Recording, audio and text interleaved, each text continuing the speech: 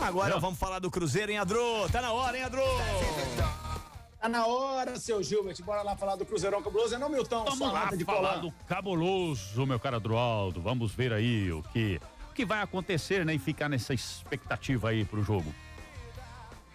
Como diria o outro, expectativa. Vamos ver o que vai rolar. O seguinte, Cruzeiro treino hoje pela manhã, tem treinamento agora à tarde.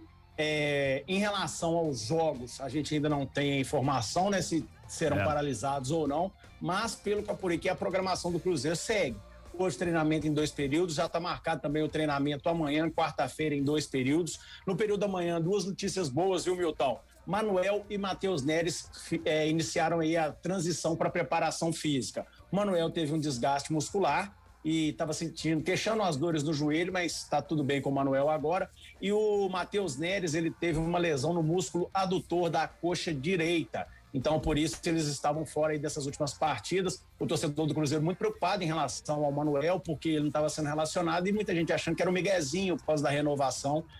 Conforme eu já trouxe aqui ontem, eu conversei com o presidente do Cruzeiro, com o Sérgio Santos Rodrigues. Ele disse que já conversou com o jogador e agora aguarda o retorno do Neco Cine, que é o empresário do Manuel, para poder sentar com o empresário do jogador para aí definir a situação do Manuel. O próprio Manuel que já concedeu entrevista dizendo que aceita sim uma nova readequação salarial. Vamos ver se isso aí vai se concretizar o quanto antes para que o Manuel tenha aí o seu contrato renovado com o Cruzeiro, quem sabe pelo menos até o final do Brasileirão desse ano, viu, Milton? Então, Manuel e Matheus Neres de volta aí, eles foram liberados para transição, né, para começar essa preparação física e se tudo der certo, quem sabe o Manuel, pelo menos, ele estava com desgaste muscular e ele não estava com, no caso aí, uma lesão muscular, foi um desgaste, então quem sabe pelo menos o Manuel possa ser relacionado para o final de semana, caso tenhamos aí o jogo entre Cruzeiro e América, Milton. O Manuel, sem dúvida nenhuma, é uma peça fundamental para esse time do Cruzeiro.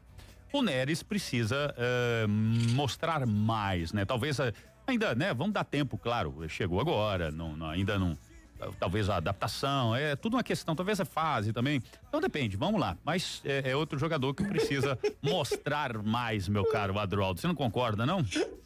Eu concordo, que o senhor fala, eu não entendo bolufas, mas eu concordo. É mesmo? Olha só, então você presta mais atenção, viu, no que eu falo, porque você realmente tá muito distraído ainda. Não, Milton, muita gente ainda manda nas redes sociais, aquelas redes sociais, suas redes sociais, que o senhor interage muito com a galera. Isso. Eles mandam, o Milton falou, não entendi nada. Bom, e quem falou também, viu, senhores, foi o meia Marcinho, ele que após a partida, a vitória do Cruzeiro para cima do Atlético, destacou muito a importância dessa vitória e a união aí desse time do Cruzeiro. Verdade, muito importante a vitória. Sabemos a dificuldade que ia ser enfrentar o time do Atlético, mas graças a Deus a gente conseguiu os 3 pontos, que é muito importante. Agora dar sequência no trabalho, vai ter uma semana cheia pra gente trabalhar e, se Deus quiser, fazer uma semana boa pra gente fazer um bom jogo contra o América. Verdade, a união é um fator muito importante pra nossa equipe. A gente vem buscando, trabalhando firme sempre a semana, procurando fazer da melhor maneira possível o trabalho do professor Felipe, colocando em prática. Mas graças a Deus a gente está conseguindo fazer um bom trabalho. Vitória muito importante para dar sequência no trabalho e, se Deus quiser, a gente vai ter uma semana boa aí para poder fazer um bom clássico no domingo contra a América. Ô, Adro, esse jovem, para mim, tem tudo para ser um nome da Série B, viu, velho? Como assim? Porque eu acho que esse cara é pouco cartaz e muita vontade, velho. Sim, pelo menos ele mostra isso. Ele consegue se desvencilhar daquele jogo físico, né, que tanto preocupou o Cruzeiro no ano passado. A outra questão também dos gramados piores, ele tá acostumado, né? O próprio Lisca, quando conversou conosco, não sei se foi conosco ou com o Bem Amigos, é que são 2 programas muito grandes, às vezes a gente confunde, falou que o Sampaio é um time praticamente semi-profissional. Sim, né? Verdade. Então, verdade. Assim, e é um cara que vai estar dentro daquela filosofia do Lucha também, né? O jogador tem que ir pra bola como vai pra um prato de comida, porque esse cara precisa aparecer pro futebol. É um cartão de visita que acho que não teria tão cedo, né, Adro? Pois é, e ele tá buscando isso, viu, doutor Cadabrão? Ele tá buscando isso, vem bem nas últimas partidas aí. Ele tá alterando aí com o Claudinho, hora entre o Claudinho, hora entra o Marcinho. Vamos ver aí o que o Felipe Conceição... E são jogadores diferentes, viu, Adro? Dá tempo pra jogar com os dois na mesma formação, porque eles ocupam espaços distintos do campo. A questão do Cruzeiro na frente é que tem o Sobis e o Moreno que não dá para colocar junto, né? Então. Pois pelo menos o Felipe Conceição, pelo que ele deixou claro, vai ser por enquanto o Sobis ou o Moreno, mas ele tá treinando e tá vendo algumas outras questões aí de formação. Milton, olha só para o senhor ver.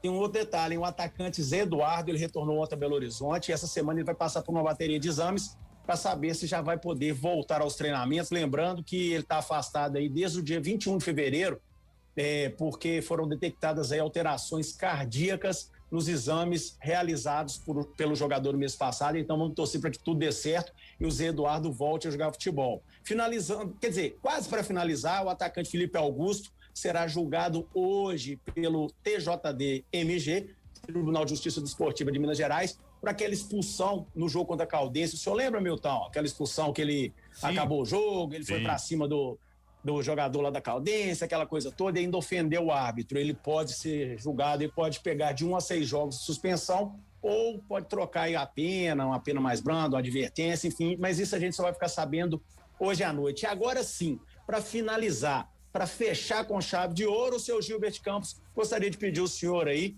que nos desse autorização para rodarmos o primeiro capítulo do Histórias de um Centenário, nada mais, nada menos, com o príncipe do futebol de São Lopes. Vamos acompanhar, Dro. O sonho que eu tinha era dar conforto à minha família, né? O meu sonho maior era poder dar um conforto aos meus pais.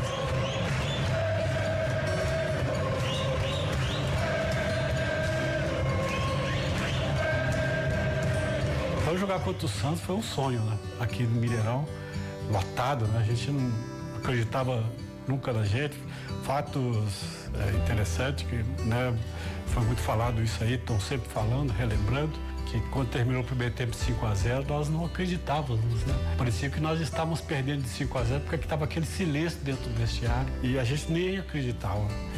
E aí tivemos a felicidade de fechar o jogo aqui e fomos para final em São Paulo, que aí, quando conseguimos esse título, ele transformou o Cruzeiro e, consequentemente, o futebol mineiro, né? Porque despertou aquela curiosidade, fatos até muito interessantes, que logo depois dessa conquista, que despertou a curiosidade do Brasil inteiro, que é um time que quase que ninguém fora de Minas Gerais conhecia, ouvia falar alguma coisa parecida, né? Quando nós fomos fazer o primeiro amistoso lá em Curitiba, nós estávamos chegando no ônibus, um fato até muito interessante, são coisas que a gente não esquece nunca mais. A entrada do hotel estava completamente lotada de torcedores, mas a gente não sabia. Com cordão de isolamento, polícia militar para nos receber. E eu lembro que alguém comentou comigo, virou para mim e falou assim: deve ser alguém da Jovem Guarda que está aí, né? Deve ser o Roberto Carlos, o Vanderlei, que era, na época estava no auge a Jovem Guarda. E era nós, né, do Cruzeiro. Nós éramos uma verdadeira família. Um dos grandes, talvez o maior sucesso do Cruzeiro foi isso, não ter vaidade, completamente desprovido de vaidade, e todos aqueles de coração, né? Cruzeiro. Aí, Dirceu Lopes, o príncipe, um monstro com a camisa do Cruzeiro, sem dúvida. Falando nesse especial aí, a partir de agora você vai acompanhar no 98 Futebol Clube muitas edições também, comemorando aí os 100 anos do Cruzeiro, jogadores que fizeram história nesses 100 anos, conquistaram muitos títulos com o Cruzeiro, falando um pouquinho disso aqui, dessa história toda aqui no 98 Futebol Clube. Certo, Adro? Certíssimo, seu Gilbert, muito obrigado ao Dirceu Lopes.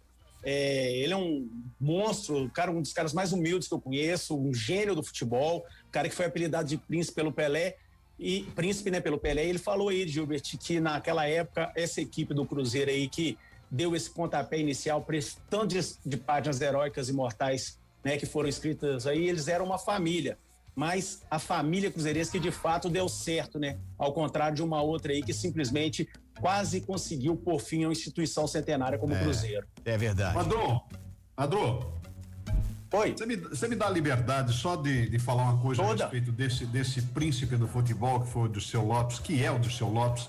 Toda. Tem um momento da vida dele que ele tá num quarto, velho, com a seleção brasileira, aí alguém bate lá para conhecer ele.